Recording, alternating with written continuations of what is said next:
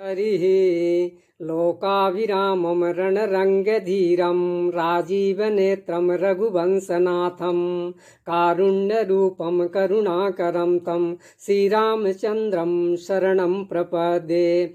मानस प्रेमियों, श्री रामचरितमानस में भगवान से की गई विनय संग्रह में आपका स्वागत है। पूर्व भाग में सनकादिकों द्वारा की गई विनय सुना, अब आज के भाग में वशिष्ठ मुनि द्वारा की गई विनय सुनेंगे।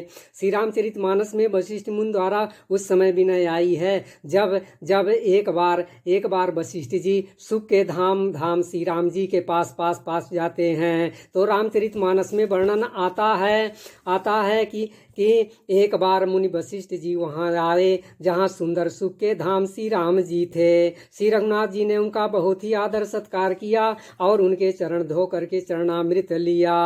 एक बार वशिष्ठ मुनि आए जहाँ राम सुख धाम सुहाए, अति आदर रघुनायक कीन्हा, पद पखारी पादोदक लीन्हा।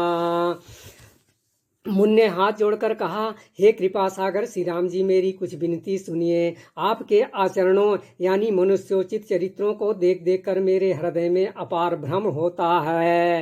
राम सुनहु मुनि कहा कर जोरी, कृपा सिंधु विनती कछु मोरी। देखी देखी आचरण तुम्हारा, होत मोह मम हृदय अपारा।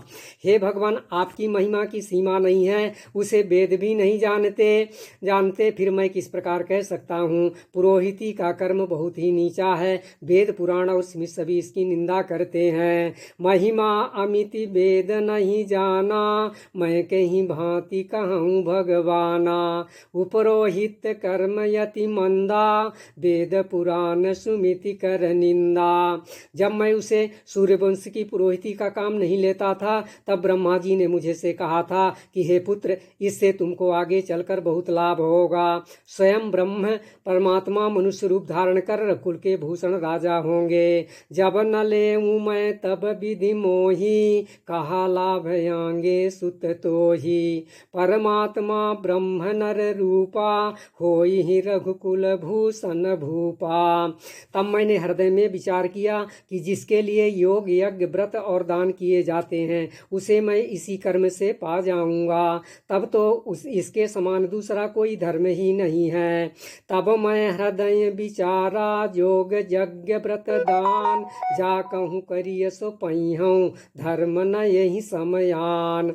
जब तप नियम योग अपने अपने वर्णाश्रम धर्म, श्रुतियों से उत्पन्न वेद विहित बहुत से शुभ कर्म, ज्ञान दयादम इंद्रिय निग्रह तीर्थस्थान आदि जहाँ तक वेद और संत जनों ने धर्म कहे हैं। जप तप नियम योग निज धर्मा, श्रुति संभव नाना शुभ कर्मा, ज्ञान दया दम तीर्थ मज्जन, जहाँ लगी धर्म कहत श्रुति सज्जन।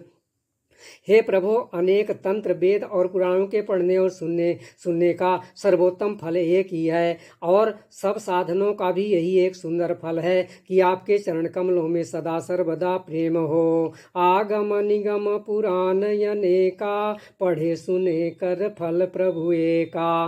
तब पद पंकज प्रीति निरंतर, सब साधन कर यह फल सुंदर।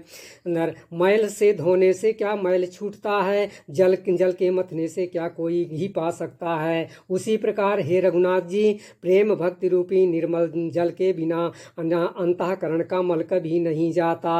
छूटई मल की मल ही के धोए, घृत की पाव को बारी बिलोए।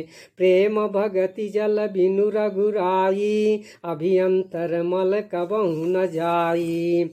वही सर्वज्ञ, वही तत्वज्ञ और पंडित है, वही गुणों का घर और अखंड विज्ञानवान है, वही चतुर और सब सुलक्षणों से युक्त है, जिसका आपके चरण कमलों में प्रेम है। सोई सर्वज्ञ तज्ञ, सोई पंडित, सोई गुण गृह विज्ञान अखंडित, दक्ष सकल लक्षण जुत सोई, जाके पद सरोज रति होई। हे नाथ, हे श्री राम जी, मैं आपसे एक ही वर मांगता हूँ कृपा करके दीजिए।